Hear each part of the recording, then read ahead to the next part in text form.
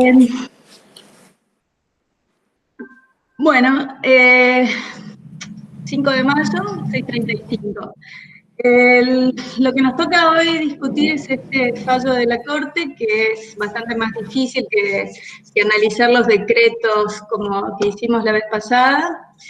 La primera cosa es, este caso es un verdadero precedente, en el sentido de que tiene 3 votos concurrentes, ¿no? Y cuando hay 3 votos concurrentes, lo que tenemos es una mayoría que no solo resuelve en el mismo sentido, sino que también sus argumentos se transforman en un precedente, porque son los votos mayoritarios. No hubiera sido lo mismo si hubiera habido 2, 2 y 1, ¿sí? Por más que todos votaran en el mismo sentido, pero hubo 3, 1 y 1, entonces, y aunque todos votaron en última instancia en el mismo sentido, los argumentos son bastante distintos en algún lugar. Brevemente, describir mi impresión de los votos. El voto de la mayoría es un voto que yo diría, a grandes rasgos, que no toma como demasiado relevante en términos concretos de una acción declarativa como la que se había presentado, ni profundiza el análisis de que no hay caso de controversia, a pesar de que dice que no hay caso de controversia, ¿no? Lo que hace es decir que citar otros casos en donde no se dan algunos de los requisitos del caso de controversia, o sea, que fueron casos abstractos como Fall o Marbury versus Madison, donde a pesar de no haber un caso como se lo define, se ejerció el control de constitucionalidad. Y casos en donde, a pesar de la Corte haberse declarado incompetente, también se ejerció el control de constitucionalidad como base para la declaración de la incompetencia. Esos fueron Sojo y Marbury, por ejemplo. Lo que hace en este caso es exactamente eso. Se declara incompetente porque no hay caso de controversia, pero para hacerlo ejerce el control de constitucionalidad. Es decir, decide si el tema es un tema de discreción política o es un tema que está bajo el control jurisdiccional. Para eso categoriza lo que son los temas privativos de los otros poderes, da una lista, digamos, dice que la regla es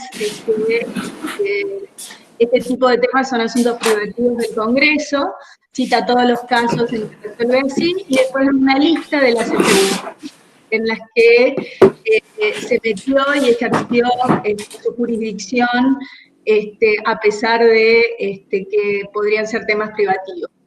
Como conclusión de todo esto, yo diría que lo que dice es que la Corte controla todo. Controla si hay o no hay competencias privativas y controla si esas competencias privativas se ejercieron bien o se ejercieron mal.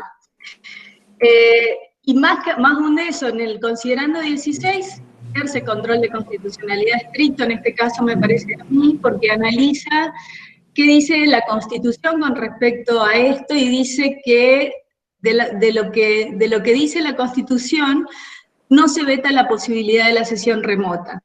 Todos los lugares donde la Constitución dice que deberán reunirse, no significa necesariamente que tienen que reunirse presencialmente, donde dice que concurrirán a las sesiones, y que eso no significa nada de eso, eso no significa un veto a la sesión remota, y por otro lado dice que el principio constitucional es el de asegurar la deliberación, con lo cual le está dando una carta fuerte en favor de decir las sesiones remotas no van a poder ser declaradas inconstitucionales.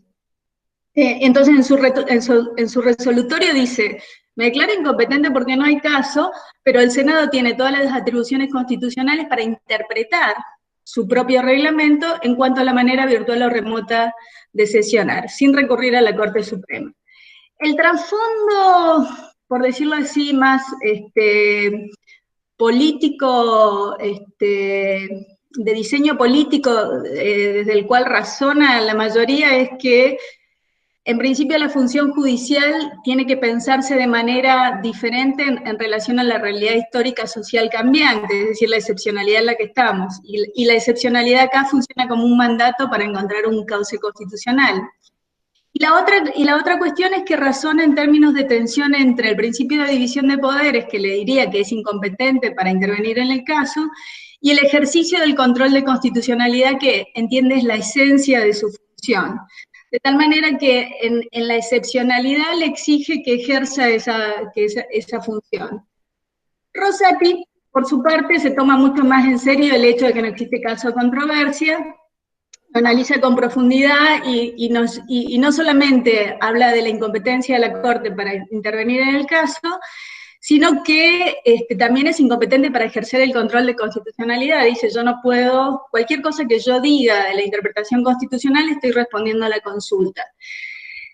La idea fuerte de caso controversia lo lleva a decir que la verificación de la constitucionalidad solo puede ser posterior y no anterior, y entonces aclara algo que no hace la mayoría, es que nada de lo que diga debe entenderse como un prejuzgamiento sobre las sesiones se hacen virtuales, van a ser constitucionales o inconstitucionales. Pero después propone un principio que se llama de colaboración entre los poderes, que lo lleva a decir que si bien el tema no está previsto, eso no quiere decir que esté prohibido. Esto no es una carta blanca de constitucionalidad, lo que está diciendo es que prima facie no habría inconstitucionalidad, y que en todo caso habría que decidir en el caso concreto.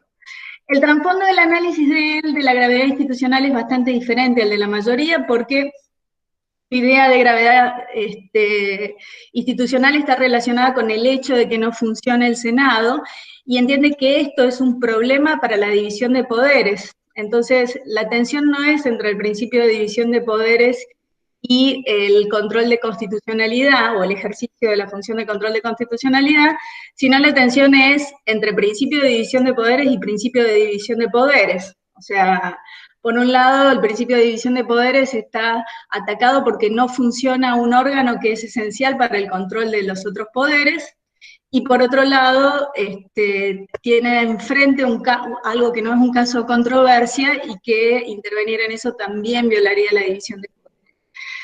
Lo que hace con esto, digamos, con este razonamiento, es básicamente nada, es decir, lo único que surge acá es una no inconstitucionalidad prima facie, me parece a mí, y eso es todo.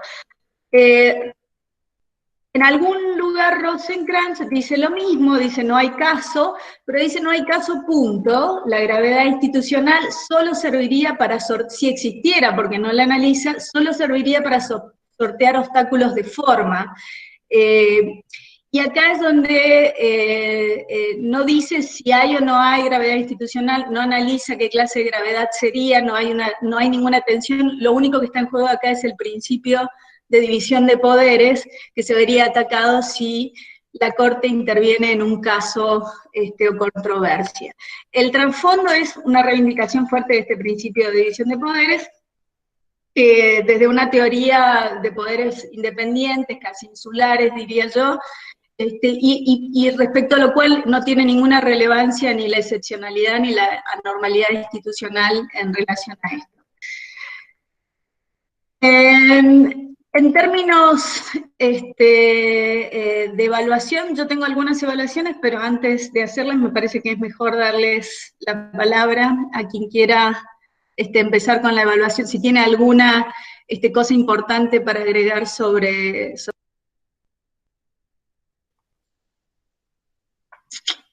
Mari, ¿de acuerdo con la descripción o no están de acuerdo con la descripción? ¿Les parece que hay algo de la descripción que falta, que es demasiado tendencioso, que adelanta demasiado mi posición? A ver, yo tengo algunas dudas considerablemente serias en cuanto a que verdaderamente sea un precedente. O por lo menos un precedente con la entidad que vos le estás dando. Primero porque desde la forma en que funcionan normalmente los precedentes, salvo los casos excepcionalísimos en los cuales la propia Corte le ha asignado al propio caso esa entidad, solamente adquieren esa cualidad en la medida que un fallo posterior se los otorgue. Dije, conforme dijimos y lo citan nuevamente. Entonces, no lo hizo en forma explícita y efectivamente se transforma en un precedente, lo veremos a futuro. Pero independientemente de esta cuestión de la metodología de los precedentes, creo que tampoco hay mayores elementos por la forma en que la Corte constituye el caso. A ver, lo fundamental de cada fallo de la Corte es distinguir en dos cuestiones. Uno es el tema de incidendum y el otro es el obiter.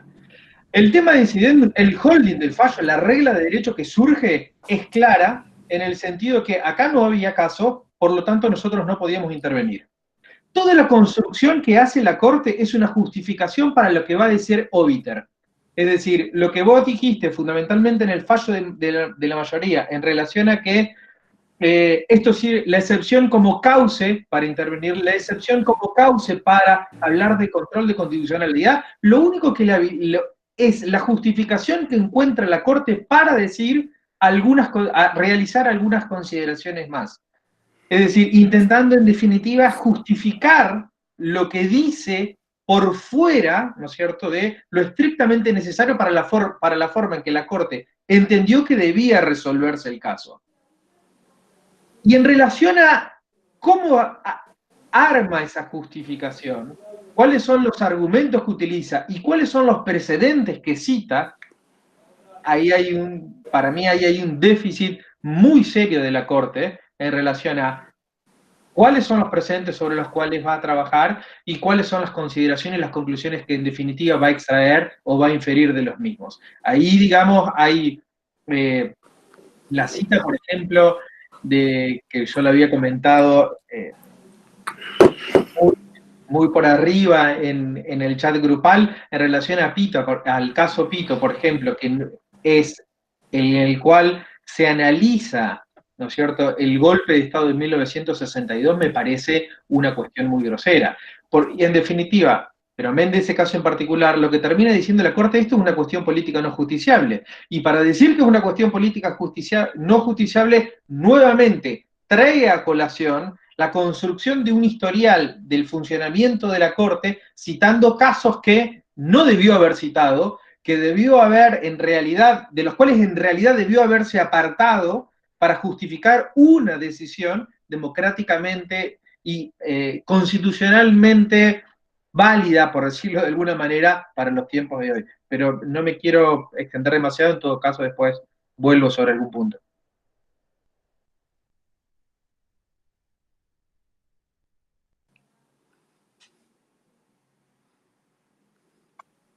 Si no tiro mi teoría, si no hay alguien más, tiro mi teoría así como un balazo. Puedo hacer un aporte en función de lo que me llamó la atención puntualmente. Comparto lo que decía Leandro, es llamativa la jurisprudencia que recoge la Corte muchas veces en su contextualización histórica. Esa situación puntualmente de Frondizi, que él renuncia por presiones militares. Frondizi asumió el gobierno en condiciones inconstitucionales como era la proscripción del peronismo, ¿no? Y en el marco de los acuerdos preelectorales, Frondizi promete que iba a legalizar el peronismo. Frondizi nunca cumple con esa promesa electoral o promesa política y el gobierno entró en un tembladeral en el cual sufría presiones militares. Yo comparto con Leandro, me parece que no es un mensaje democrático ni me parece una jurisprudencia sana como para que se recurra en ese contexto y para cómo de la forma tan lavada y fría que es utilizada. El otro fallo que también utiliza, que es el fallo que se da en el contexto de la federalización de la ciudad de Buenos Aires, que es el alzamiento de Tejedor, que era gobernador de provincia de Buenos Aires contra el gobierno de Avellaneda.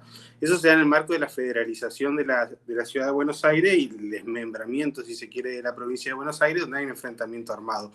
También me parece que la excepcionalidad a la que refiere esos fallos no me parece un mensaje jurídico político correcto. Entiendo que muchas veces suele resultar complicado encontrar jurisprudencia aplicable, pero hay como una constante histórica que no me parece feliz en muchos fallos de la Corte de no contextualizar los fallos de donde se extrae más allá de su esencia jurídica. También comparto con Leandro lo que dice, el obiter dictum, lo importante, vos podés sesionar. Ahora no creo que haya dicho nada porque rechaza la acción y en definitiva si rechaza la acción la opinión secundaria resulta a la luz clara y relevante. Tranquilamente se podría volver a judicializar un voto por el impuesto a la riqueza o cualquier otra cuestión por el mismo procedimiento y alguien lo puede plantear. Creo que es una solución salomónica que tiene un mensaje más político que otra cosa, pero bueno, no me quiero adentrar. Quería marcar esas dos o tres cosas que me pareció muy llamativa.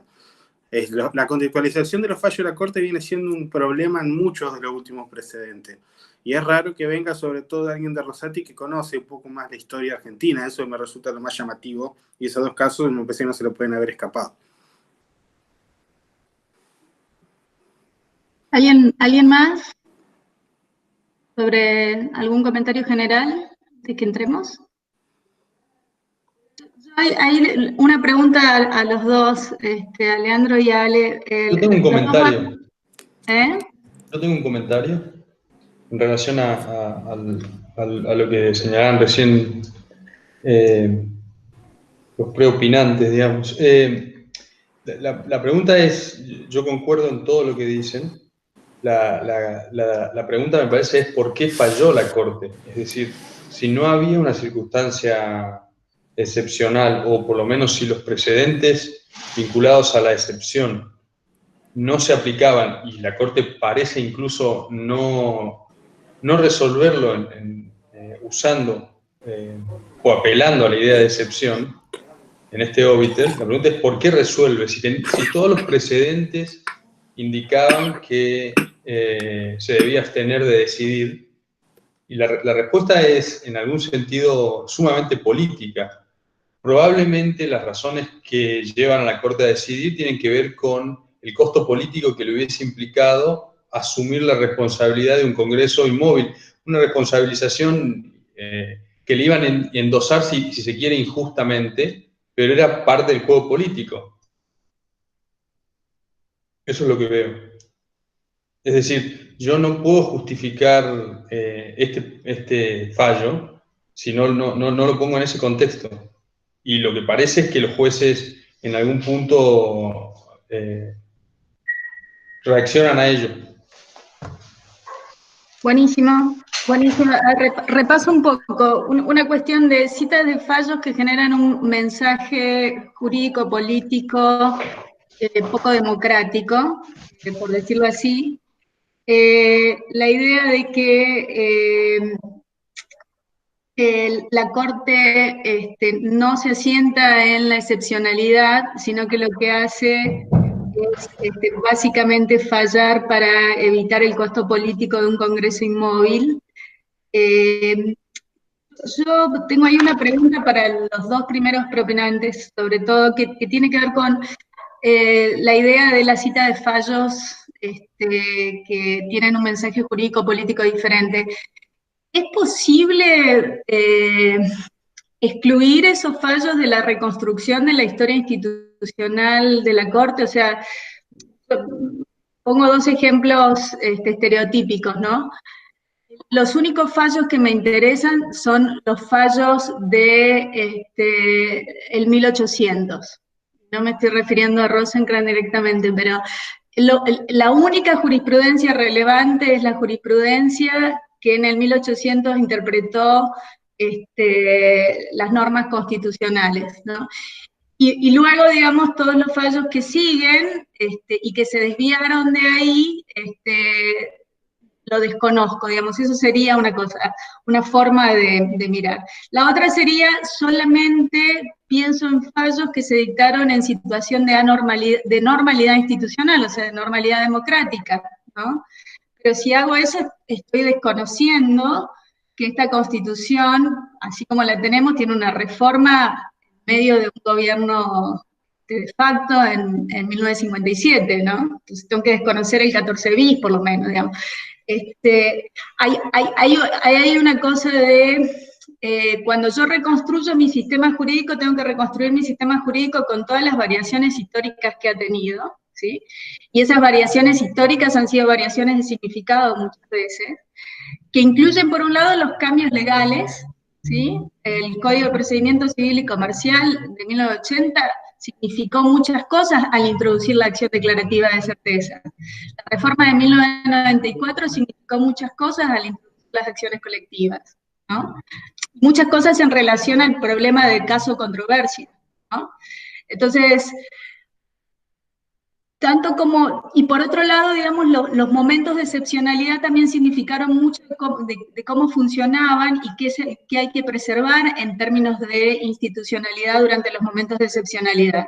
Algunos momentos de excepcionalidad podrían ser más valiosos democráticamente, otros podrían ser más terribles, y algunas reacciones de las Cortes serían menos rescatables que otras. Ahora, dejan de ser parte de nuestra institucionalidad, por eso ahí yo tengo como alguna duda sobre eso, y después me gustaría volver sobre lo de Joaquín, pero si los preopinantes tienen algo.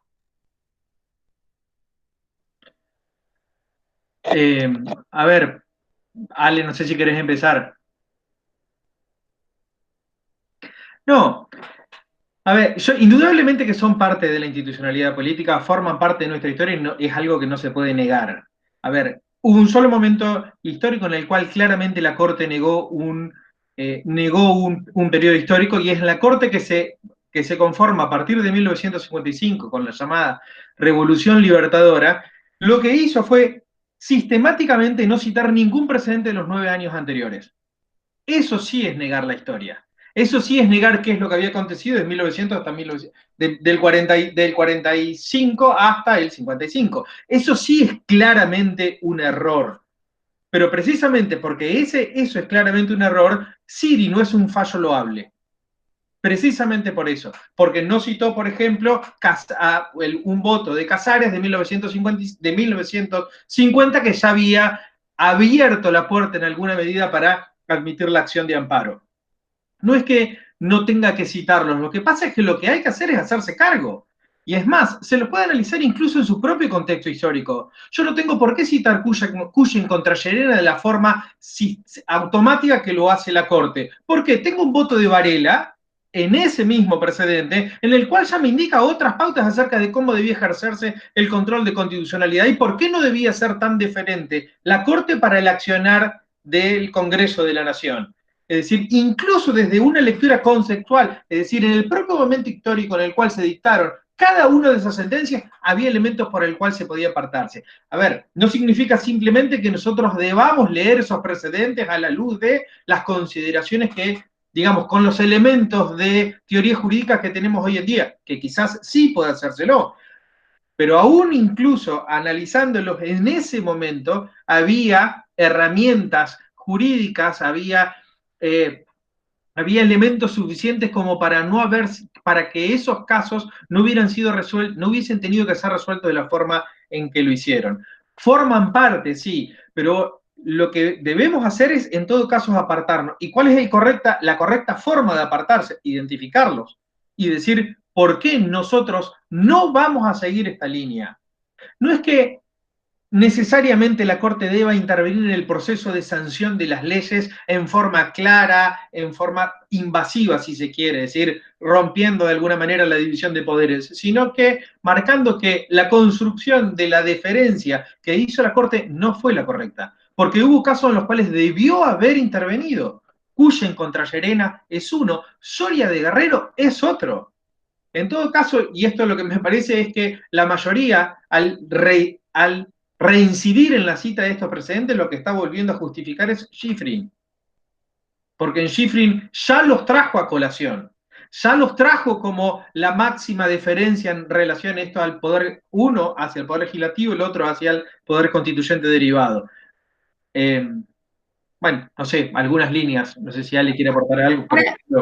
Lea, pero es paradójico, porque vos estás criticando que citas fallos en donde se declara incompetente y debería haberse declarado competente, y este es un fallo en donde se declara incompetente, pero para atribuirse casi la omnipotencia total del control de constitucionalidad, cuando detalla, digamos, es bastante paradójica la cosa. Perdónale.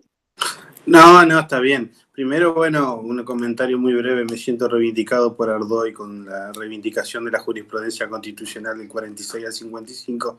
Pero, digamos, cuestión interna mediante y después, y agradecimiento, creo que, primero comparto con Leandro, creo que la Corte tiene que contextualizar y explicar. No puede decir que estaba todo normal en un fallo donde se estaba extorsionando a un presidente.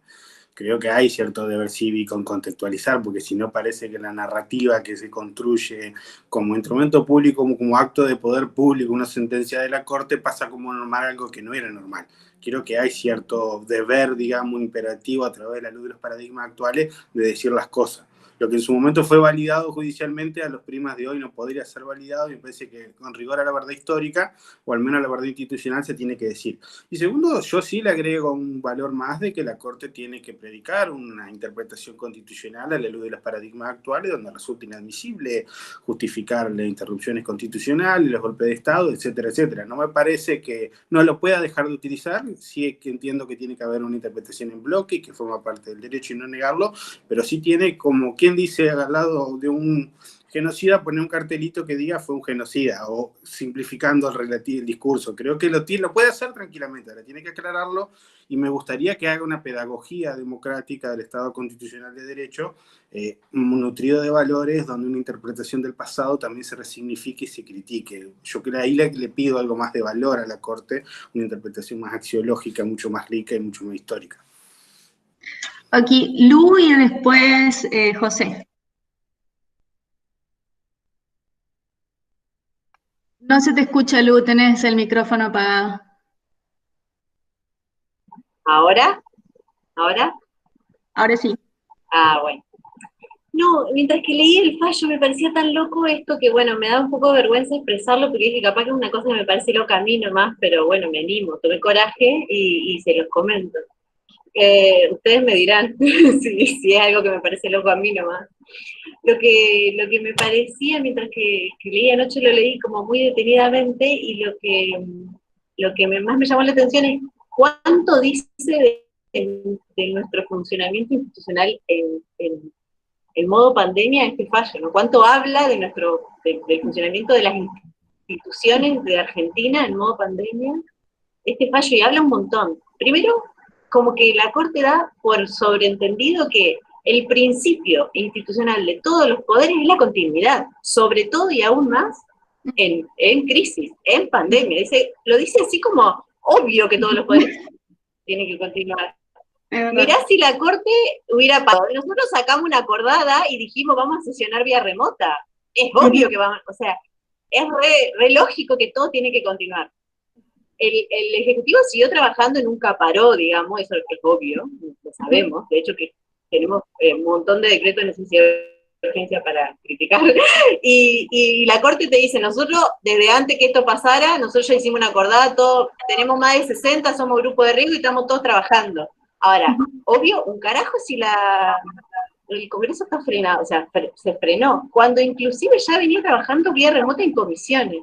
Es muy loco, o sea, es muy loco. Para mí eso es muy loco. Para todo es re obvio que nunca debería haber parado, pero paró. O sea, pero no funcionó. Después, el pedido que hace la presidenta del Senado para sesionar, lo dice expresamente, es para sacar una norma tributaria. Y lo dice expresamente. Necesitamos el Congreso funcionando, a mi humilde criterio, para 1.000.000 de cosas, ni hablar que no vamos a pasar por encima de que el Congreso tiene que sesionar para una norma tributaria, incluso empezaría por diputados y no por senadores, cosa que bien se dice también en el fallo. Pero la intencionalidad va direccionada al impuesto a las grandes capitales, a los grandes capitales. Y eso es algo que tenemos que tener en cuenta en este análisis. Digamos, creo que muchas de nuestras preguntas pueden responderse por esto, digamos, por lo que hay atrás, por lo económico que hay atrás. Esto no solo las fuerzas políticas que están manipulando, hay fuerzas económicas que están manipulando, y por eso también la Corte tenía que decir algo, digamos. Y después, ¿cómo necesitamos el Congreso para que saque una norma tributaria? Necesitamos el Congreso para que defienda todos nuestros derechos en crisis, para que esté ahí regulando y limitando y gestionando su derecho en crisis. Eso sí lo dice la Constitución. Lo dice claro, hasta en una interpretación originalista. Bueno, esa era mi apreciación. Ok.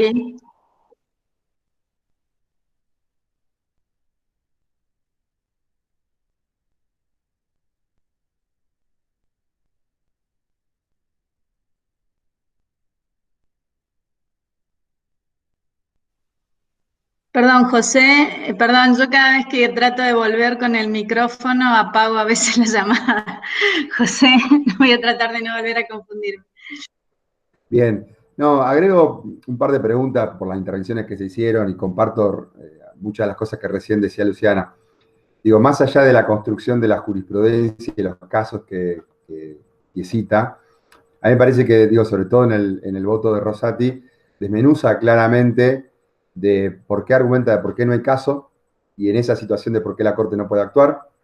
Se mete en la cuestión de la gravedad institucional y habla justamente que en el caso de gravedad institucional, reconociéndola, pero diciendo justamente que no puede ser la situación de la gravedad institucional lo que habilite un nuevo supuesto de la competencia originaria de la Corte. O sea, se mete también en la cuestión, no es que omite o solamente con fallos de hace 200 años justifica esta situación. Me parece que, a ver, que a lo sumo, por lo menos creo que lo han dejado, o lo que interpreto, o lo que me llama a la reflexión, por un lado, quizás algunas críticas de cómo se construye jurisprudencialmente el fallo de la Corte, me parece que hay una cosa para tomar.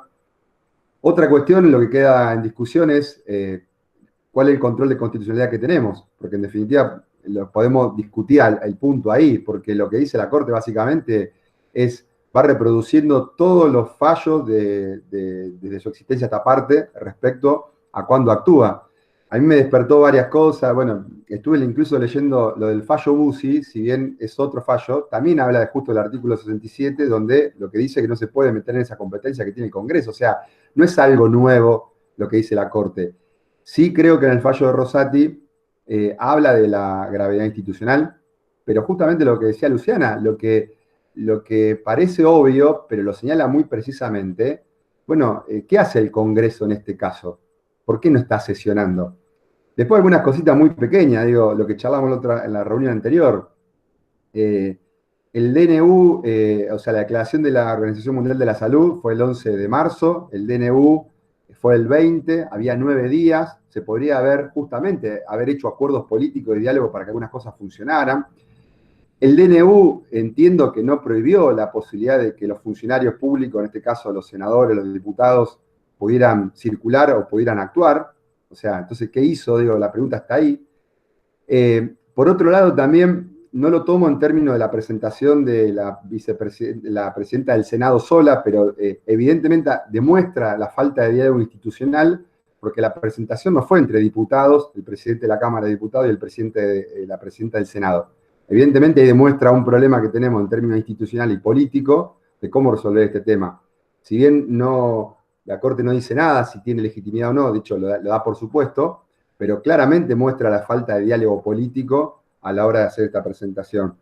Y lo otro que me parece novedoso, de hecho lo había adelantado también Gargarella en escrito, es cuando hace el apartado respecto a el diálogo entre poderes, ¿no? Y ahí tomo lo que creo que decía Joaquín, que claramente es un fallo político, sostiene la jurisprudencia de la Corte, pero da algunas señales en términos del diseño institucional y en situaciones como esta, cuáles son las consideraciones que al menos sugiere la Corte seguir.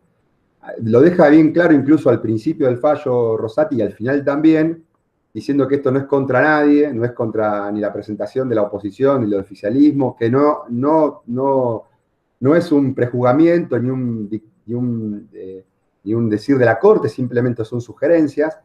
Y después lo otro, cuando se recibe de lo tributario, ahí creo que ahí entra el juego, está claro, de la política y de la especulación, porque claramente la Corte lo que dice, acá no, hablan de un supuesto, de un proyecto que se quiere presentar, pero que no se conoce. O sea, entra en un terreno donde me parece que es riesgoso. Yo creo, o sea, pongo el acento, adelanto algunas cuestiones, o por lo menos lo que me lleva la atención, para mí el voto de Rosati es bastante logrado en sostener la jurisprudencia tradicional de la Corte. Podemos discutirlo si bien o mal, si esa jurisprudencia está, o sea, lo que el voto de él está construido en base a precedentes que no compartimos, si podemos poner en duda el control de constitucionalidad, pero me parece distintivo esto de las sugerencias que da y que se anima a decirlo. También teniendo en cuenta y repasando que despeja que la vía utilizada, la declaración de certezas, justamente la invalida, no porque haya una cuestión abstracta o de daño, sino básicamente porque no hay caso. O sea, no es que invalida la cuestión per se, sino dice, che, al no haber caso, nosotros no podemos A lo sumo habrá que pensar qué otro tipo de mecanismo institucional hay que pensar cuando un poder del Estado, como en este caso el Senado de la Nación, solicita algún tipo de consulta a la Corte y, bueno, poder correr, ¿no? Y pensar algún otro tipo de figura para que la Corte pueda trabajar en este diálogo entre poderes, ¿no? Eh, para rescatar, me parece que unas cosas que atravesaron lo que dijo Joaquín, lo que dijo Luciana y ahora José también, no quiero ponerlo en el terreno anecdótico de lo político partidario, sino quisiera enfocar en el argumento de la significación política institucional. Las palabras de Joaquín fueron: la Corte decide porque para evitar un costo político de un Congreso inmóvil, ¿no? La idea de Luciana en algún lugar también va, me parece a mí, con respecto a una especie de funcionalidad política que parece más cultural de este momento, ¿no? Que es la funcionalidad de que estamos en una situación en donde el principio de continuidad y también el principio de la constitucionalidad, dice Rosati en un momento, todas las respuestas están en la Constitución. Acá no, digamos, hay como, es casi un credo de las cosas. Dice, este caso no estaba previsto, dice Rosati, pero todas las respuestas están en la Constitución si uno se empeña en buscarlas, ¿no? Hay, digamos, como una obsesión institucionalista, por un lado, muy fuerte, como fin político, como meta, si se quiere, por un lado, y por otro lado hay una fuerte motivación desde la realidad externa de que la Corte reaccione y tome una decisión. Y por otro lado, la limitación de una idea de caso-controversia que no tiene en este caso un correlativo. Entonces, ahí yo me pregunto si no estaríamos frente a un problema del diseño institucional. O sea, si no se está tensionando el diseño institucional frente a la excepción, ¿sí? Si lo que la mayoría encubre de alguna manera en la toma de decisiones está saboteando el diseño institucional originario para dar respuesta a una situación de excepción que de otra forma el diseño no podría darlo, ¿no? Mi pregunta es si lo que pasa en la excepción en realidad no es eso, digamos, la Constitución no tiene todas las respuestas. Lo cierto es que no podría la Corte haber tomado esta decisión, pero lo cierto es que el momento político no permitía otra cosa y exigía esto, y si la Corte no lo hacía, estaba socavando su propia autoridad, poniendo en problemas al país, digamos. Pues la pregunta es, ¿hay alguna relación entre el no funcionamiento, hubiera habido alguna relación entre el no funcionamiento del Congreso y una posición reticente de la Corte, como la que proponía Rosenkrantz en su voto? O sea, mi pregunta es si no hay en realidad una tensión del diseño, de nuestro diseño constitucional frente a la excepción. Que si alguien...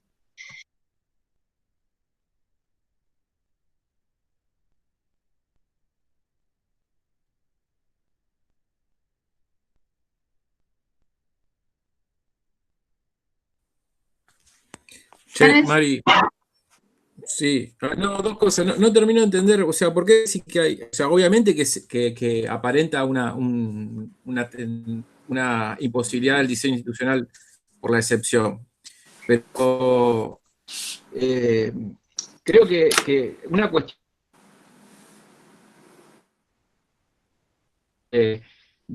como decía, la práctica institucional y la práctica institucional de los fallos de la Corte es correrse de los hechos, o sea, una de las partes centrales de todo 2 semanas, fallo, no se presentaba ni siquiera el proyecto. O sea, ¿cuál era la necesidad imperiosa que el diseño institucional no permitía atender? Ninguna. O sea, porque el país, es más, hasta creo que podríamos jugarnos y cada vez me juego una fichita más de que nunca se va a presentar ese proyecto, o ese proyecto va a ser completamente lavado. Entonces, ¿hasta dónde hay algún problema de diseño institucional? No lo termino de entender. Quizá, a ver, yo creo que lo que quiere decir Rosati es que por sí o por no hay una respuesta en la Corte, en la Constitución tiene que haber una respuesta. Lo que quizá no se animaba la Corte es a dar una respuesta. Entonces hace esta especie de figura lavada. A mí lo que sí creo que resulta preocupante, ¿no? O sea, llamativo o que se puede inferir también es estamos hablando de no sé si el control de constitucionalidad se termina derivando en una especie de control de constitucional concentrado, al tomar a la Corte definir como define y no tomar una decisión más radical. Creo que Gargalera en un par de intervenciones lo plantea, pero creo que en un par de intervenciones en Twitter, o sea, nada muy desarrollado, es que si bien él plantea la necesidad de tener algún diseño institucional de diálogo entre poderes, lo que termina haciendo la Corte es decir, no hablo, pero hablo, que es la peor de las decisiones. O hubiera tratado de tener un diseño innovativo, como puede haber sido Sirio Cot, como planteaban antes, o Alavi, qué sé yo, algún diseño un poco innovativo, o no hubiera hablado. Pero si no tenemos a un actor que cuando no tiene caso, o sea, que primero no se ata a los límites que se tiene que atar, pero tampoco establece un nuevo campo para poder jugar. Entonces, es un jugador que es un poco indescifrable, cuando tendría que ser, no sé, son ideas, nada en concreto, digamos.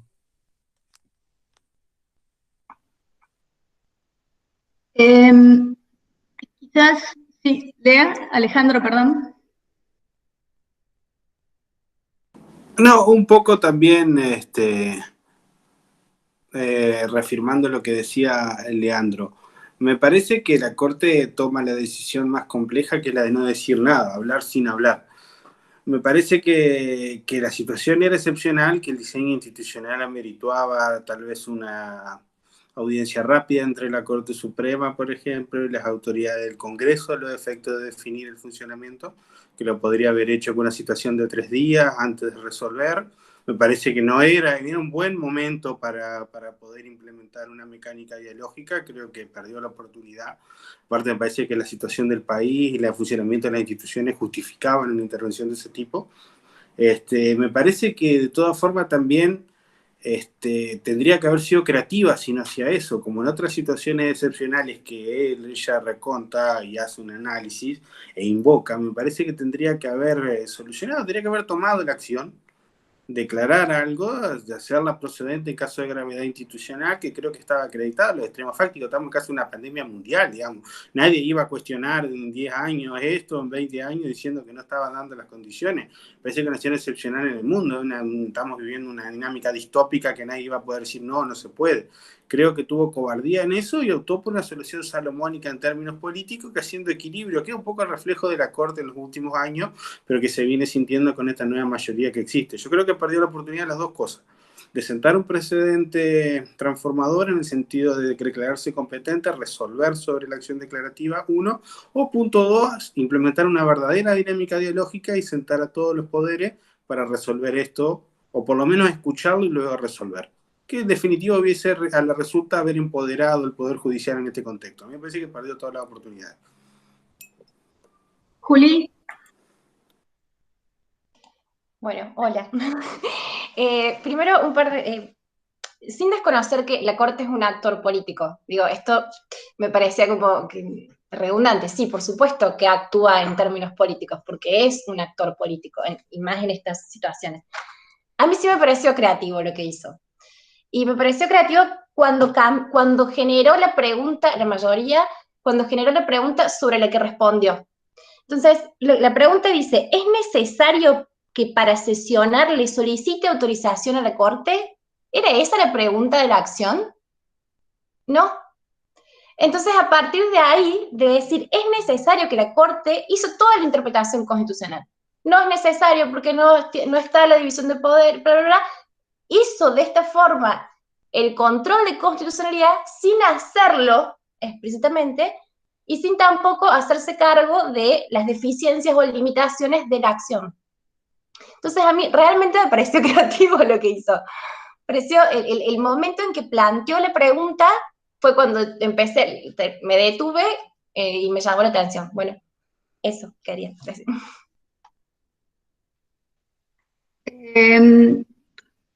Hay una cosa muy interesante que es, y que para mí hay algo de lo que dice Juli que desencadena toda la cosa, ¿no? La Corte quiso ejercer el control de constitucionalidad y entonces se generó el análisis con una pregunta que no le habían hecho, ¿sí? A partir de ahí desarrolla las cosas de tal manera que la única respuesta a esa pregunta, aunque sea la de la incompetencia, exige el control de constitucionalidad. Entonces, sin duda, digamos, el fallo está armado a la medida de lo que quería hacer. Quería decir, parece que no podía declararse incompetente si no decía lo que decía, ¿no? A la manera de Marbury, a la manera de Sojo, a la manera de incluso Fall, si se quiere, o sea, casos, a mí, y quizás una de las cosas que a mí más interesante me resulta de todo esto es que yo veo una fuerte crisis de la teoría del caso de controversia, que por primera vez la veo explícita en un voto mayoritario. Esa crisis es la Corte diciendo, fíjense todas las veces en donde resolvimos casos abstractos. Fíjense todas las veces en donde declarándonos incompetentes ejercimos el control de constitucionalidad. Fíjense todas las veces, al decir eso, lo que está diciendo es ese mantra que repiten 3 jueces de el caso requiere que no sea abstracto, el caso requiere las dos partes que compiten entre ellos, ese mantra empieza de alguna manera a relativizarse, y lo relativiza tanto que a pesar de que no hay caso de controversia, está ejerciendo su control de constitucionalidad. Pero hay algo más, me parece, que es la puerta de entrada a que pensemos cosas como las acciones, la acción declarativa de certeza, que no tiene que ser una mera consulta, sin embargo tiene una dimensión de consulta, ¿no? Tiene una dimensión de consulta que disminuye en algún punto el rol, o que cambia la función jurisdiccional, que ya no es remedial, sino que es la de responder a una consulta. Aunque no sea meramente una consulta, tenga que haber una relación jurídica, tenga que haber algo de controversia, etcétera, etcétera. Entonces, ya por un lado tenemos una función jurisdiccional diferente ahí. Las acciones colectivas y las acciones estructurales, el interés directo es el interés colectivo, el interés del ambiente, ¿no? Una cosa que es en relación a la cual los intereses de las partes son mediatos. Entonces, esa cosa de partes que controverten con intereses inmediatos y directos, ya no están las acciones colectivas y estructurales. O sea, el mantra del caso, de las reglas del caso de controversia que repite la Corte, es un mantra que su jurisprudencia y sobre todo los cambios procesales ha ido estirando. Quizás lo malo de este fallo es que pone a todas las excepciones a las reglas del caso de controversia en el lugar de la gravedad institucional o la excepcionalidad, y la justifica a partir de ahí, y eso es de una variedad enorme, de tal manera que los límites de su función aparecen muy difusos, ¿no? Y le da la razón a Peñafort y a Cristina que cuando quiere, quiere, y cuando no quiere, no quiere. No, ahí hay una cosa. Pero lo interesante que para mí es que pone en crisis esa idea, y poner en crisis esa idea es poner en crisis la idea de división de poderes, y poner en crisis. Por eso me parece tan inadmisible Rosenkrantz citando el fallo 2 de la Corte Suprema, o el fallo 3 para interpretar las acciones declarativas de certeza. Por eso me resulta, así, ese tipo de originalismo me resulta inadmisible, porque es negar todas las transformaciones que ha sufrido el sistema jurídico en épocas de normalidad, no solamente en esos momentos y en esos fallos de excepción, en épocas de normalidad. Entonces ahí me parece que... Pido la palabra. Hola. Hola, hola. ¿Me escuchan? Te escuchamos, te escuchamos. Sí, yo quería decir varias cosas en relación a lo que ya venimos viendo.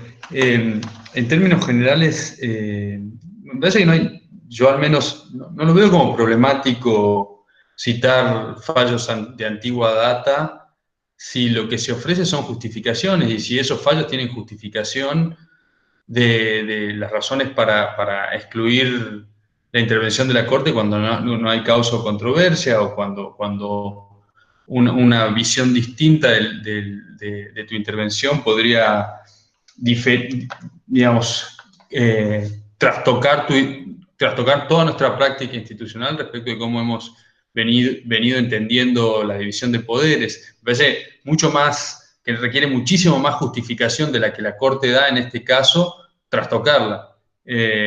Y claramente las contradicciones que hay en los votos que generan esta suerte de óbiter, me parece que si el costo de atenerte a tus precedentes, que yo creo que uno de los grandes problemas es pensar que no están fundados, están perfectamente fundados. O sea, tanto Soho como Maduri son fallos en donde te explican por qué recurren a esa interpretación taxativista de las competencias originarias, por ejemplo.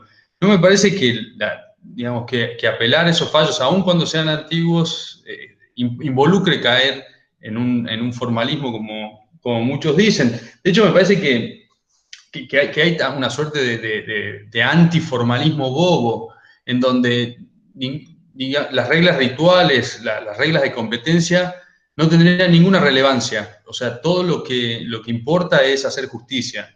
Entonces, este antiformalismo bobo cae en la insistencia de que la Corte haga cualquier cosa en aras de la justicia y se lleve puesta todos sus precedentes y todas las reglas de competencia que, de nuevo, tienen fundamentos, y el fundamento en este caso es una reconstrucción acerca de lo que es la división de poderes.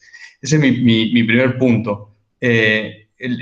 Respecto de los precedentes y el valor que tienen los precedentes a lo que la Corte apela, uno podría interpretarlo de dos modos. Los precedentes vinculados a la excepción o a circunstancias de excepción, uno podría pensar que la Corte no está apelando a esos precedentes en los votos de la mayoría, no está apelando a esos precedentes in totum con todas las circunstancias fácticas en relación, en algún punto para dialogar con los compañeros que hablaron al comienzo.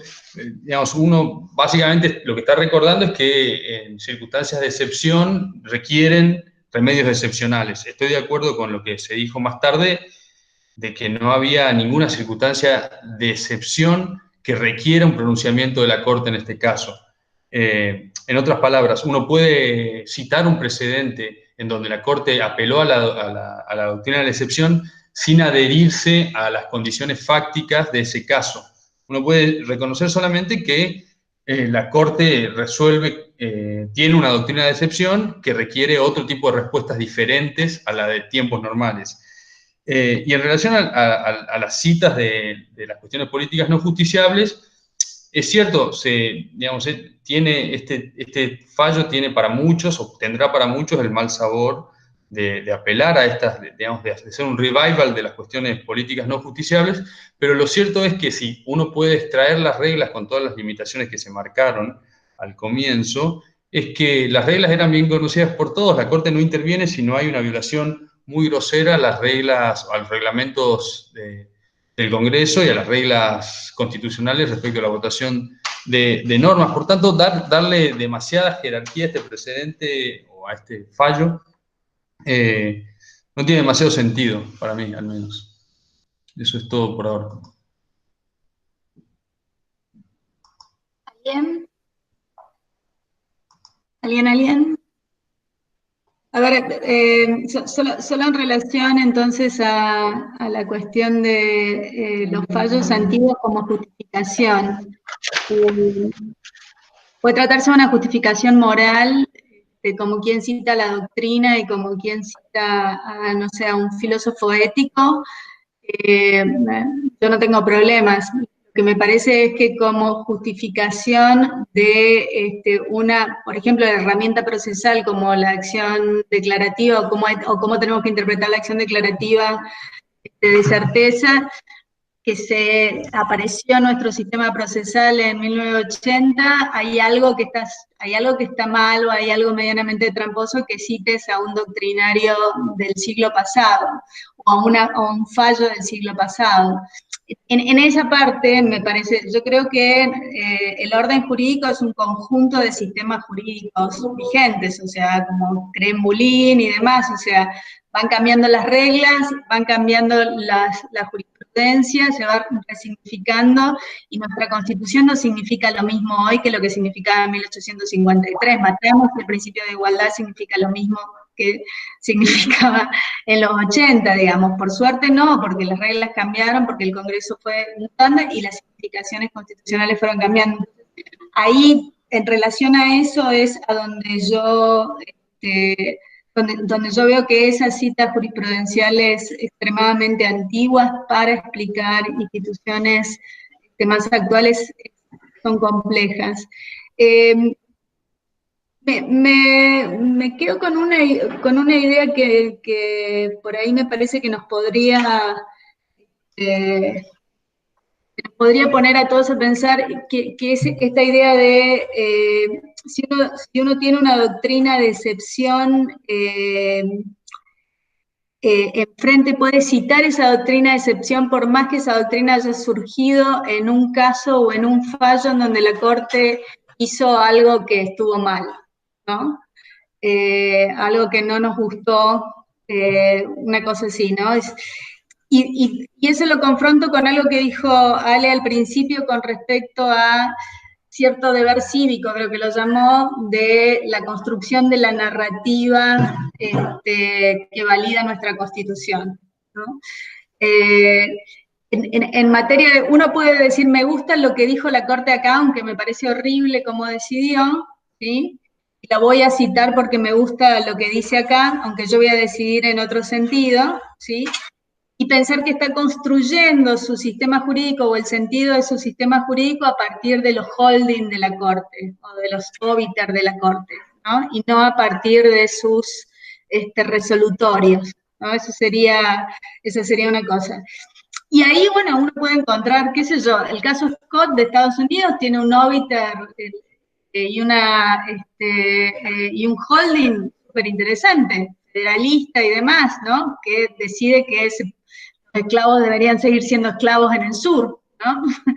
Hay como... Soho termina permitiendo que se tome... Ese es mi gatito que está esperado por comer.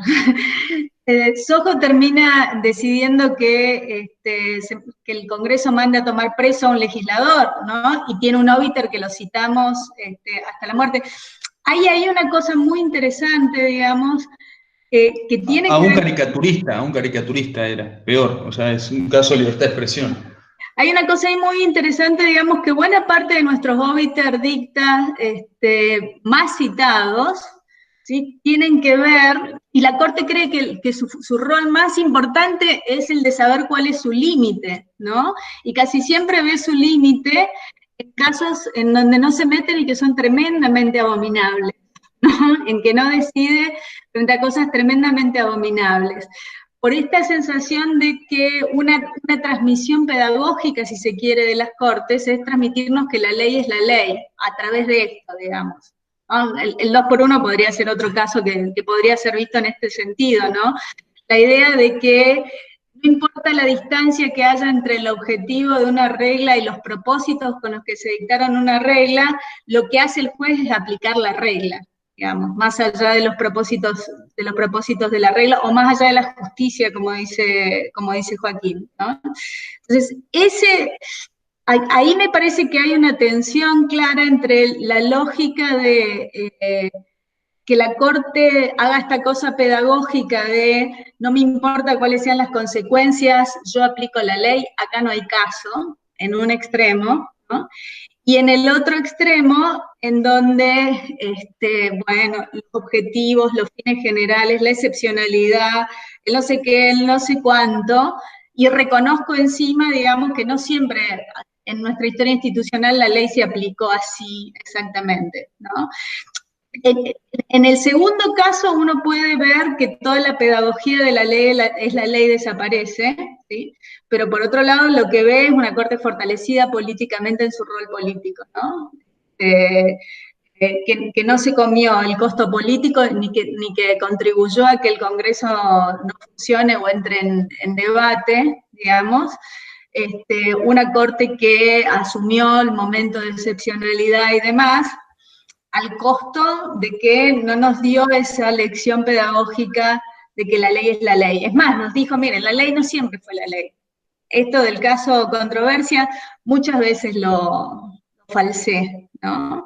Y ahí hay una tensión muy fuerte, pero que me parece que en el trasfondo está la discusión de qué se trata la función de la Corte. O sea, es como dice Lorenzetti y compañía, es el control de constitucionalidad siempre esencial y qué sé yo. Es como dice Rosati, colaborativa, o es como dice Rosenkrantz, yo solo intervengo en un caso y las consecuencias no son mi departamento.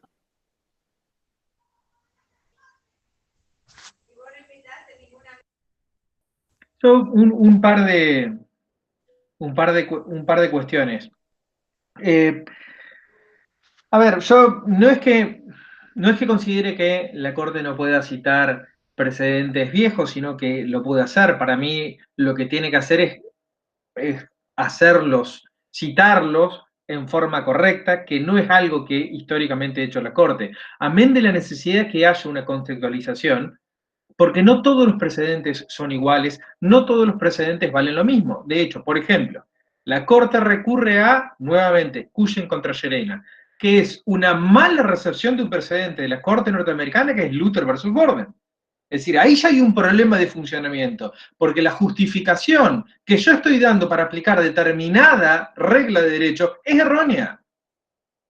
Segundo, en esta idea que no todos los precedentes valen lo mismo, que hay que justificarlo, y es necesario contextualizarlo en quién lo dice y en qué momento lo dice. A ver, si yo tomo la tenencia de estupefacientes para consumo personal y tengo que resolver en 1991 la causa Montalvo, Basterrica de 1986 y Colavini de 1979 no pesaban lo mismo. No pesaban lo mismo por un doble orden de razones. Por el peso justificativo que tenía una sentencia como era Basterrica frente a Colavini, y además por qué, en relación a qué corte había dictado cada caso. No es lo mismo la justificación que pueda provenir de una corte de la democracia que una corte del proceso militar. Entonces, ese tipo de consideraciones necesariamente tienen que tenerse en cuenta y que viene de la mano que no es lo mismo desde el punto de vista epistémico de la democracia un decreto ley que una ley. Entonces, ese tipo de cuestiones necesariamente hay que tenerse en cuenta, las tenemos que tener en cuenta. Sería, en relación a una cuestión que habías apuntado vos, Mariela, con respecto al caso, considerablemente más escéptico en relación a la ampliación del caso. ¿Por qué? Porque es cierto que la Corte acá hace una interpretación mucho más amplia del caso, pero también la hizo en Alavi. Y la amplitud que había tenido en el AVI es lo que cierra en Thomas, un año después. Y el cierre que hace en Thomas no lo hace en forma justificada. Es decir, acá estas inconsistencias de la Corte son constantes, eso es la única constante, la inconsistencia. Pero lo amplía en el AVI y lo vuelve a cerrar en Thomas. Entonces, no sé hasta qué punto digamos, a partir de este momento nosotros nos vamos a encontrar con una nueva jurisdicción. En relación al posicionamiento institucional de la Corte, a ver, la Corte sí es un actor político, lo que pasa es que no ha definido desde prácticamente 1862 a la fecha un rol preciso. Hay momentos en los cuales tuvo mayor lucidez, que como pueden ser, y esto es desde el punto de vista personal, 83, 89, 2004, 2012, 2013, 14, si se quiere, y momentos muchísimos más oscuros. Pero digamos, nunca ha definido con precisión, y lo que ha tenido en realidad son comportamientos espasmódicos, en el cual podemos encontrar fallos que son verdaderamente loables con otras que son justificaciones lamentables desde todo punto de vista. Entonces, ahí no tenemos seriamente una corte no tenemos, mejor dicho, una idea acerca de cómo la corte quiere presentarse en relación a actor fundamental desde el punto de vista político institucional.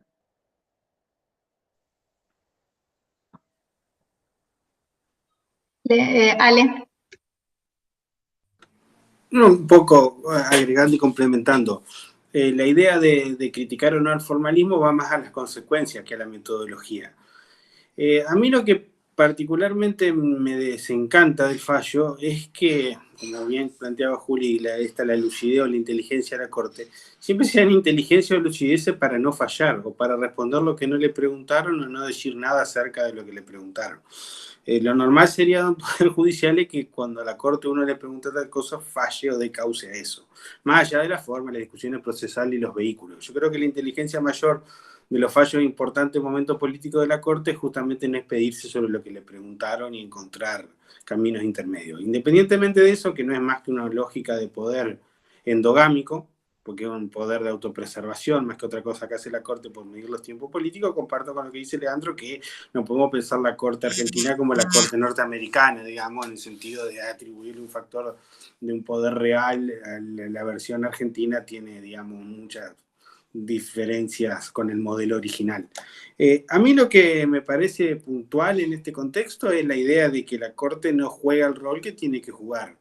Ante una situación de este tipo no responder me parece que no es la solución y me parece que los argumentos no son válidos ni son suficientes. El no decir que no es la vía, porque para colmo dice que las cámaras, el fallo concretamente dice, tienen suficientemente poder para interpretar su reglamento. Bueno, después va a estar todavía claro de que si lo interpreta bien y qué significa remota, ni siquiera es claro lo suficientemente para ver el día de mañana cuando, digamos, se saque el impuesto a las riquezas, etcétera, etcétera, alguien no plantea igual. Bueno, el fallo no dijo eso, el fallo no dijo que vos podías sesionar remotamente, dijo que la Cámara tiene la autoridad suficiente para interpretar su reglamento para sancionarlo, porque en definitiva la autonomía que le da la Constitución es que se pueden dictar su propio reglamento. Ahora, si eso se hizo con la mayoría, si se aprobó o no se aprobó, si se modificó el reglamento o no, si se apretó bien, va a ser una segunda cuestión, independientemente que va a ser azarosa. Y después lo que veo, sí, una interpretación por ahí más política, que ahí sí hay una constante en la Corte, que es la de no tratar los temas primarios o secundarios donde afectan cuestiones económicas sustanciales, digamos, a la hora de abordar el impuesto a la riqueza más grande no hubo pronunciamiento, no se puede descontextualizar este pronunciamiento de la Corte solamente entre un juego entre oposición y oficialismo. Hay en definitiva un actor de fondo que son las grandes riquezas del país y un impuesto que afectaría más de 3.000 millones de dólares en concreto a las personas que estaban designados como, digamos, sujetos tributarios obligados. Y bueno, esa es otra constante que no es casual. No hay pronunciamientos muy claros y concretos que afecten a personas concretas y a patrimonios concretos. Eso no me parece que es un tema menor. No digo que haya sido el motivo fundante o en definitiva, pero no deja de ser un elemento de análisis que muchas veces escapa también, que es que qué es lo que se estaba definiendo, qué es lo que venía detrás del pedido concreto del Senado de sesionar. Eso.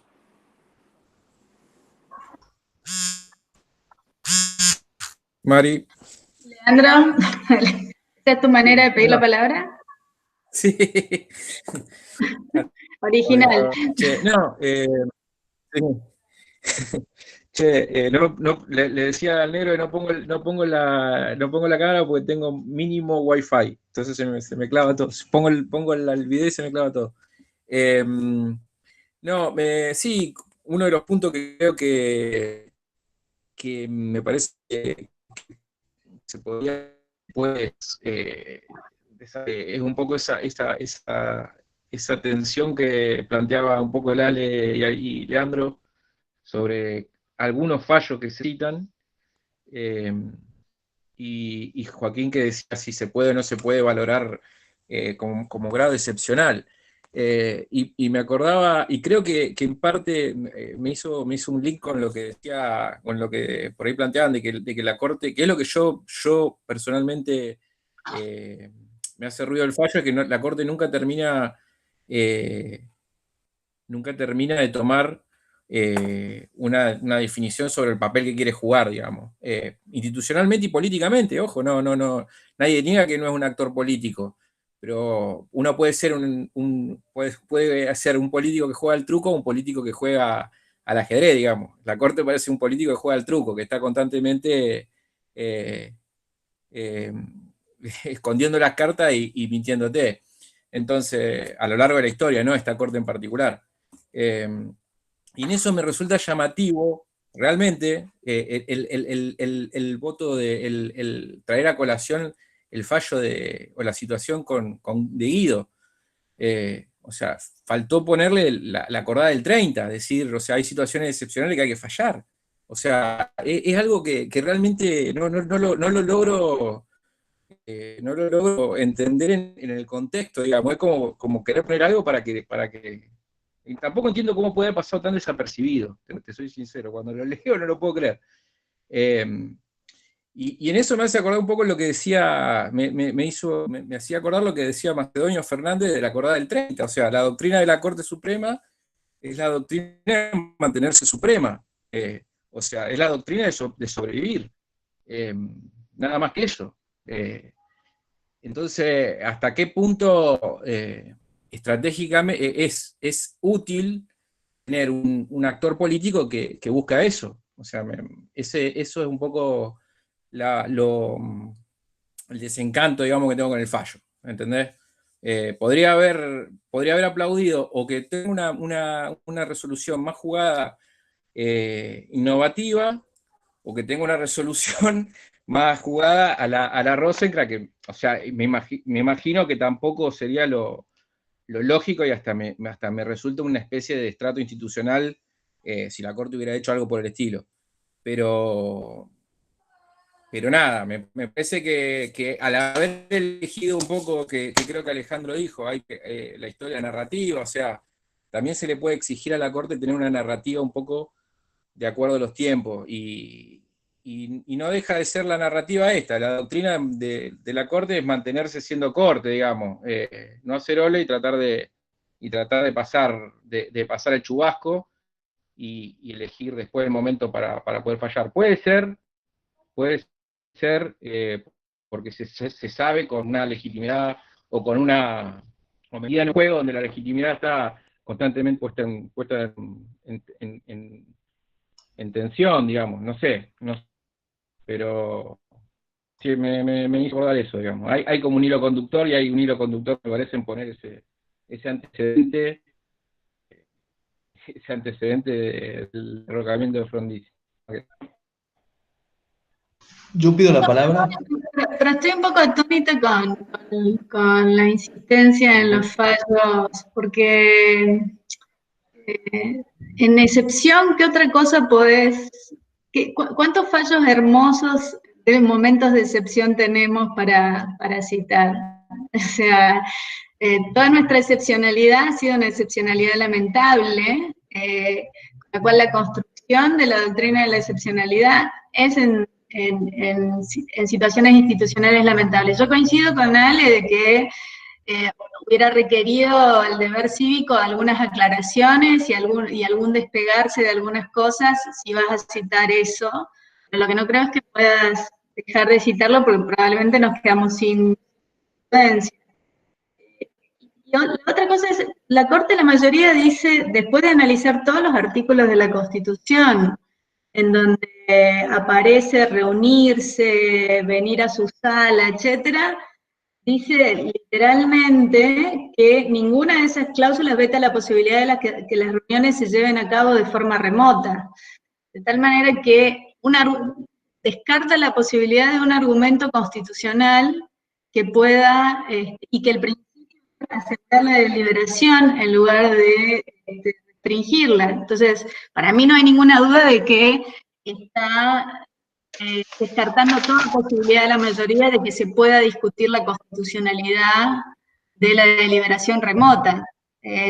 Eso no quiere decir que se pueda discutir la constitucionalidad de cómo se implemente después y de si se dio suficiente participación o no, pero en principio me parece que le está sacando de juego todos los artículos constitucionales que podrían servir para discutir eso. Yo pido la palabra. Toda tuya. Yo entiendo el interés académico que uno puede tener en este fallo, especialmente si uno está preocupado por preguntas acerca de el rol que pueden tener los jueces tratando de resolver grandes problemas públicos con administraciones que cíclicamente no pueden llevar adelante sus funciones.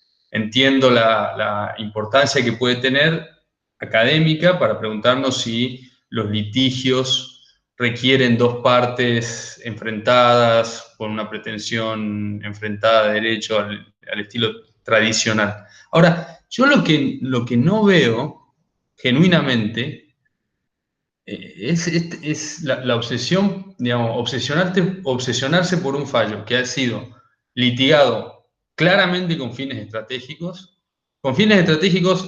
y desde mi humilde opinión, con una clara mala praxis en la acción, porque no hace falta más que leerla que empezar con un argumento diciendo que son las grandes fortunas, que es el Congreso, que lo que está en juego son un impuesto a las grandes fortunas, cuando digamos, el mejor argumento es jurídicamente, es decir, el Congreso está parado, necesitamos controlar los decretos de necesidad y urgencia, necesitamos proteger derechos, necesitamos controlar el gasto, etcétera, etcétera.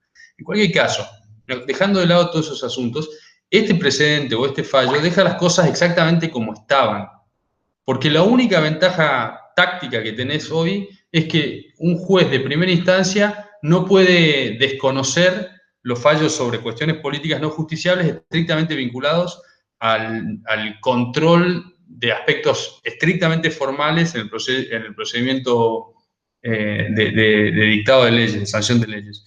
Entonces, no, a mí me parece que, digamos, porque honestamente la única razón para fallar que yo advierto es el posible coste político que hubiese implicado que te endosen paralizar el Congreso.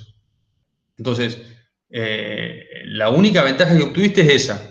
Digamos, es un gran éxito como litigio estratégico para levantar olas, sí, es genial. Pero jurídicamente es muy pobre lo que obtuviste. No, digamos, la Corte se mantuvo, se aferró a sus precedentes, digamos, si incluso lo que te interesa es preguntarte sobre qué es lo que la Corte debe hacer en estos casos en donde uno puede tener interés respecto del litigio estructural, etcétera, no ha avanzado nada, no ha avanzado absolutamente nada porque se ha mantenido recontra estricta esos precedentes. Entonces, parece en esos términos poco interesante. Mi segundo punto es la obsesión del diálogo, digamos, esta idea del diálogo entre poderes, bla, bla, bla, bla, bla. Yo no veo, primero que no veo que los presupuestos de una democracia deliberativa, y mucho menos de una democracia epistémica, puedan verificarse del mismo modo en los presupuestos teóricos en un diálogo entre poderes. Me parece que son dos cosas diferentes. Digamos, la democracia deliberativa parece funcionar entre ciudadanos, no me parece que funcione del mismo modo, no me parece que se pueda justificar teóricamente cuando se trata de diálogo de poderes, y me parece que necesita, si hablamos de diálogo de poderes, se necesita una teoría diferente, más sofisticada o ayornada a ese asunto. Y no me parece que esto sea un éxito del diálogo entre poderes, básicamente por lo que dije al principio. Y como último punto, esta idea que sugeriste al principio, lo que no está prohibido está permitido, justamente en términos de en cuestiones de competencia, el principio funciona al revés. Básicamente por los problemas que te puede generar en términos de división de poderes. Es decir, todo lo que está permitido, perdón, al revés, todo lo que está permitido estará permitido y lo demás estará prohibido. Es todo por ahora.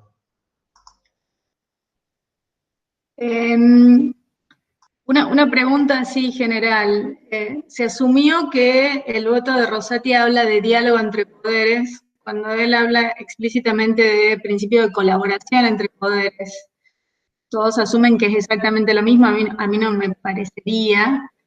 La otra cuestión que me parece que está en tensión es la relevancia del fallo, más allá de considerarlo precedente o no, en términos de qué significación institucional tiene.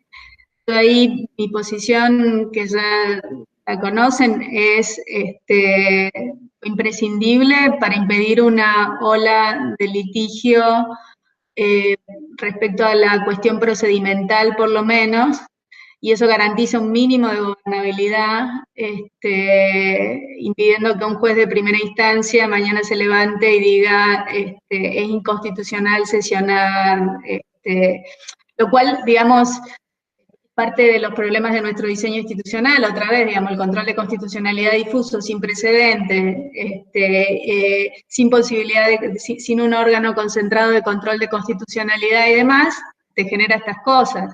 Si al quilombo que tenemos con la pandemia le sumamos los problemas que nos traen en general nuestro diseño institucional, como nos trajo Badaro, Busto, y las veces, si le sumamos eso, teníamos un desastre interesante, con lo cual, para mí el valor que tiene el sellar la cuestión de no hay discusión constitucional con respecto a interpretar que acá se puede sesionar virtualmente, y no es menor. O sea, es como, no sé si alguien quiere. ¿Ale?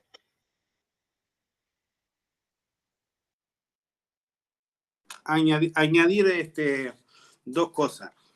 Primero, no se puede evitar la contextualización de los fallos de la Corte.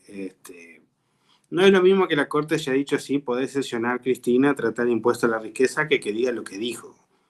No se puede excluir el contexto político-social de los intereses que están en juego concretamente. Me parece que el fallo pretende decir eso para evitar ese debate. No quiero enfatizar ni ponerme en una posición así más materialista donde uno esquiva el derecho, pero no sé, Mañeto, Rendo, Pagliaro, Haddad van a pagar ese impuesto, digamos, y son los que fogoneaban las interpretaciones constitucionalistas, y si uno mira las tapas de los diarios de qué es lo que salió ese fallo, decía una cosa, si uno mira otras páginas, otros sitios, otra información especializada, decía todo lo contrario. A mí me resulta imposible desprender la dinámica de intereses, y lamentablemente en el criterio se intrometió la cuestión del impuesto a la riqueza porque lo que se discutía era eso, a algún nivel social. No digo que esto haya influido determinantemente en los votos de la Corte, pero sería muy ingenuo no pensar de que en la redacción y en las consecuencias del fallo esto está presente. Segundo, insisto en la situación de excepcionalidad. Estamos en una pandemia mundial. El valor de los precedentes me parece que ahí es donde estalla y entra en crisis. El valor de los presidentes ante situaciones desconocidas pierde peso. Si vamos a citar para atrás y citamos mal, y citamos fallos que no tienen sentido, ante un contexto mundial que es absolutamente desconocido para toda nuestra generación de los que estamos acá, jamás vivimos algo parecido, estar en cuarentena, parece una serie distópica, me parece que el valor de los presidentes es donde más peso tiene, donde más innovación tiene que tener la Corte para construir soluciones jurídicas pensando en el de acá en adelante. Son dos cosas que me parece que dejan. La primera era un poco respuesta a lo que habíamos hablado. Yo creo que es imposible no comprender el lenguaje de la Corte también como una solución, una respuesta política al contexto. Insisto con los intereses económicos. Segundo lugar, la condición excepcional, la pandemia como singularidad del siglo XXI, ante el valor de los precedentes, ahí hay un divorcio que me parece que creo que tiene que relativizarse el peso de los precedentes. Nunca se vivió una cosa así. Más allá de que existan reglas lógicas aplicables, contextos similares, interpretaciones normativas, me parece que es donde cambia. No estamos ante situaciones iguales. Si uno repasa las cuestiones fácticas, creo que Leandro lo dice, el fallo no solamente hay una doctrina, sino también una contextualización aplicable a un caso, digamos. Estamos hablando de casos totalmente distintos. Y ahí es donde yo creo que pierde peso. Y si encima interpretamos mal, también está esta cuestión originalista, este abuso originalista que existe, esta necesidad de reconstruir una mirada del pasado, que para uno, por lo menos, la interpretación originalista casi siempre es conservadora. No me parece que una democracia con el desafío del presente se pueda nutrir del originalismo, lo que no quiere decir impugnar los razonamientos, la calidad, la precisión, la investigación de quién lo dice. Pero bueno, esas dos cosas como aporte en función de lo que habíamos hablado. Gracias, Ale. Si alguien más no quiere participar, estamos en hora, pero si hay alguna participación más, nos extendemos un poquito más. ¿Algún comentario? Muy bueno los últimos, todos los últimos estuvieron muy buenos, tomé muchas notas. ¿Alguien más? Diego, nunca te vamos a escuchar por acá. Vamos a escuchar esa tonada misionera. Bueno, salió un fallo que probablemente ustedes hayan visto, sobre todo me parece que quizás Leandro lo tenga entre sus fallos, que salió hace unos días, que es en relación a la situación de los presos, pero más específicamente tiene que ver con un fallo de casación, acá lo tengo, una inconstitucionalidad de una acordada sobre presos. Yo no sé si lo vieron, ¿sí? ¿Lo tienen presente? ¿Les parece que este podría ser interesante para que sigamos nuestra discusión de la excepcionalidad o preferirían otra cosa? ¿O hay otra sugerencia? No, me parece interesante. Me parece Leandro, interesante. ¿te gustaría ese fallo? Yo estaba pensando en vos en ese momento porque es el señor de los anillos penales. Bueno, sí, es interesante. Sí. Es interesante, como para seguir discutiendo pandemia y constitución, digamos, en la línea de las preocupaciones actuales. ¿Les parece? ¿Sí? Hola. Sí, Juli. No leí, pero vi que salió la Corte Suprema de Buenos Aires rechazando el habeas corpus. ¿Cuál habeas corpus? El habeas corpus que permitía los arrestos domiciliarios. Ah, ok. Bueno, entonces vamos por ese. Vamos por ese. Rechazó. Los dos. Hola, sí, rechazó el acordada. Rechazó la acordada. Sí, yo tengo Sí. ese fallo de inconstitucionalidad de la acordada de los presos. Ahora vamos a ver. Estamos hablando de dos cosas distintas. Sí. Uno es provincia de Buenos Aires, que eso es lo que Sí. resuelve el Corte bonaerense, y la inconstitucionalidad la dicta un juez de un tribunal oral en lo criminal federal. Ajá. Son Yo tengo el criminal correccional número 37, ese tengo. ¿Vos cuál sugerirías? ¿Cuál de los dos te parece más interesante? No se te escucha. No tengo presente el de la Corte bonaerense. Ah, ok. Juli, ¿vos tenés idea si el de la Corte bonaerense puede resultar más interesante o no? Ahí lo mandé al de la Corte bonaerense al grupo, por PDF.